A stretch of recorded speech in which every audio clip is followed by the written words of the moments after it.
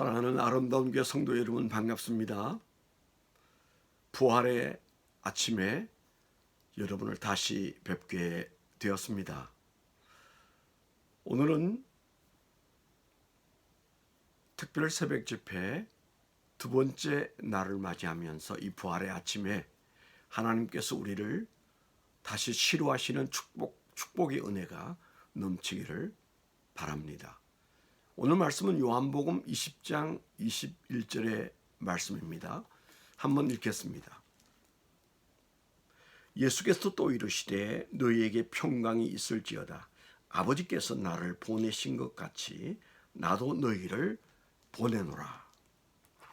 여러분 선물 받은 암송 카드 또 묵상 카드인 이 말씀을 펼쳐놓고 여러분들이 오늘 또 함께 하셔도 좋습니다. 이미 여러분이 받으신 메모 용지 중에 요한복음 20장 21절의 말씀을 여러분들이 기록하는 메모장도 있습니다. 특별히 이 메모장은 하나님께 드리는 편지 형태로 쓰셔서 여러분의 소원을 아뢰면 하나님께서 기뻐하시리라 믿습니다. 정성껏 만든 십자가가 많은 의미를 가지고 있습니다. 십자가의 사랑으로 우리의 한계를 극복하는 날마다의 삶이 되시기를 축원합니다. 오늘은 이 말씀에서 예수님이 어떻게 우리의 영성을 치료해 가시는가라고 하는 문제 두 번째 시간을 가지게 되는데요. 예수님이 부활하시고 예수님이 저희들에게 나타나셔서 하신 일은 그들을 치료하는 일이셨죠.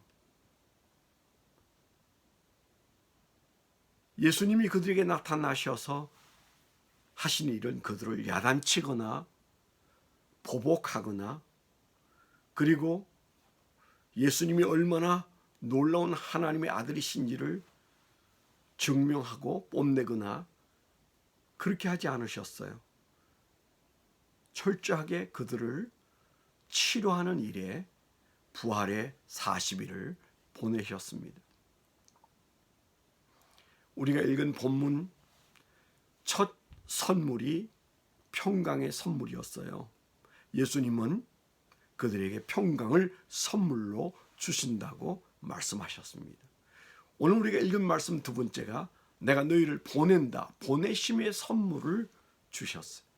이것은 우리에게 있어서 너무도 중요한 치료제이면서 동시에 선물입니다. 세 번째가 성령을 선물로 주셨어요.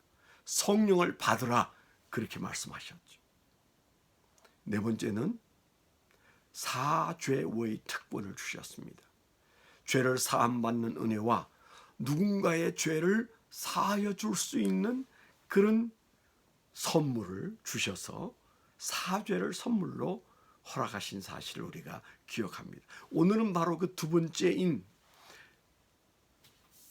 보내심을 선물로 주시면서 그 죄아들을 치료하기 시작하신다는 말씀을 함께 기억하시면 좋겠어요.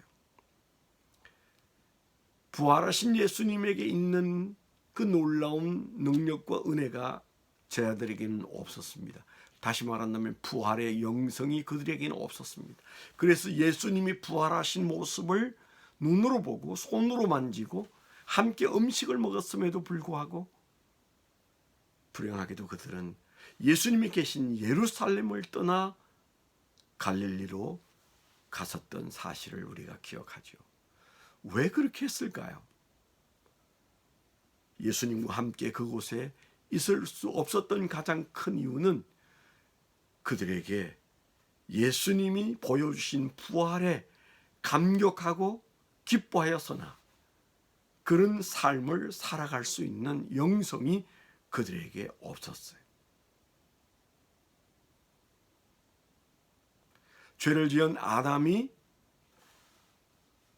저 아름다운 에덴 동산에 더 이상은 살기가 불편해진 것처럼 우리의 영성을 회복하지 않으면 주님과 함께 살아갈 수가 없다는 사실 때문에 주님은 그들을 찾아오셔서 평강을 약속하시고, 그리고 두 번째는 우리를 보낸다고 말씀하시고 보내셨어요.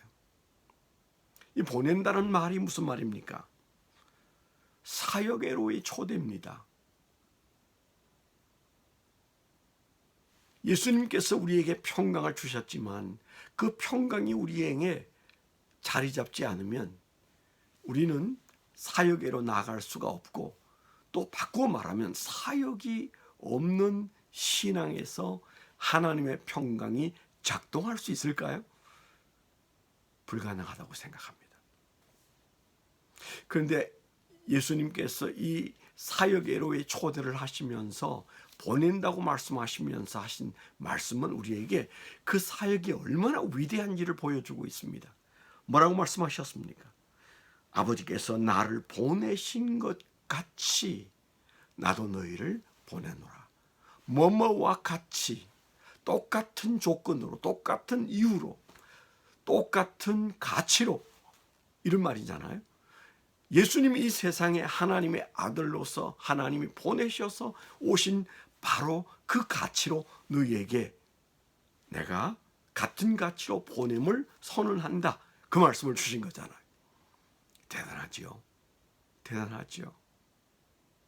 사역은 그런 것입니다.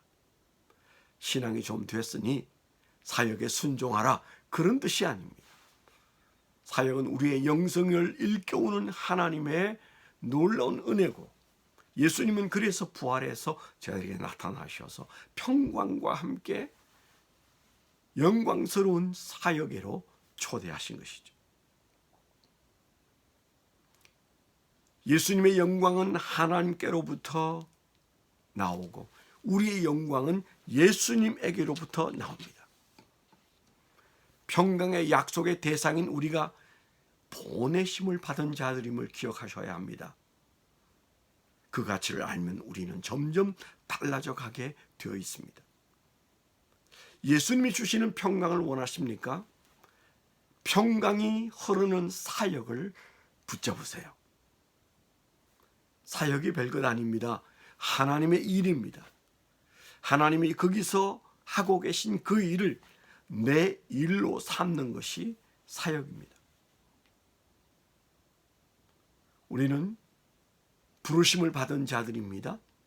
그리고 그 부르심의 목적대로 우리를 보내시는 분이 하나님이세요. 우리는 소명받은 사이면서 동시에 사명자입니다. 에클레시아라는 교회라는 이 말 속에 부름받은 자의 공동체와 보냄받은 자의 공동체라는 이 두 가지가 함께 균형을 이루고 있다는 사실을 우리는 날마다 기억해야 돼요. 살다 보면 부름받은 것은 사실인데 보냄받은 자의 자리에 있지 않아요. 강같이 흐르는 하나님의 평강을 소유하지 못할 때가 종종 있습니다. 종종 있습니다.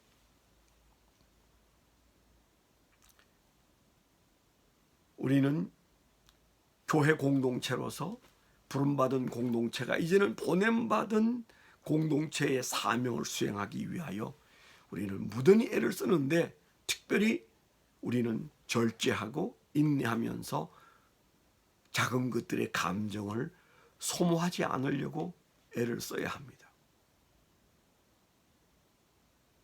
산소가 희박한 곳에서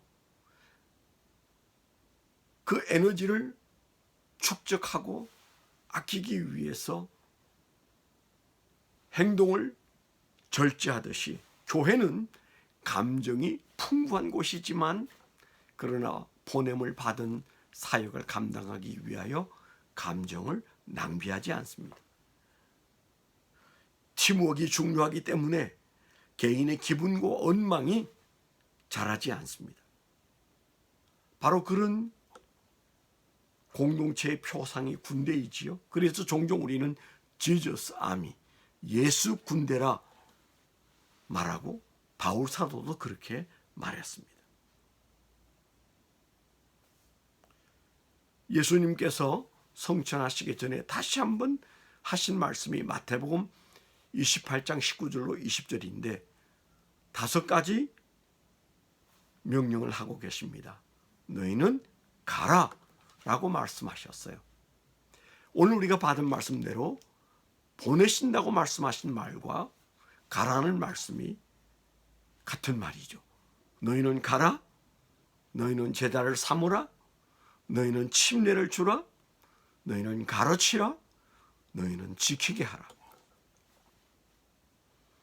이 5가지 명령과 함께 2가지 놀라운 수식 문장이 있는데, 첫째는 너희가 만일 그렇게 가기를 원할 때 너희에게 하늘 아버지의 권세를 사용할 권리를 부여하겠다, 그렇게 말씀하셨어요.